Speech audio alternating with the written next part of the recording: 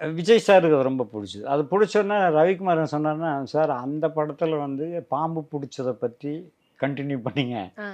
இதுல இவர பார்க்கும்போது யார் புறாவுக்கு பதிலா வச்சு பேச ஆரம்பிச்சிருக்காங்க." ஆ. அப்ப எவ்ரி சீன் அத மெயின்டெயின் பண்ணோம். ம், அது ம், பயங்கர ம். ஃபேமஸ். ம். அந்த டயலாக பொறுத்தவரைக்கும் இப்ப தமிழ்நாட்டுல வந்து படையப்பா, பாம்பு புத்து எப்படி அதே மாரி கேரளாக்குள்ள போனா, ம். இன்னைக்கும் வந்து அங்க வந்து விஜய் ஃபேன்ஸ் தான் எக்கச்சக்கம். ஆமா. டாப். மம்முட்டி, மோகன்லால் மார ம், ம், ம்.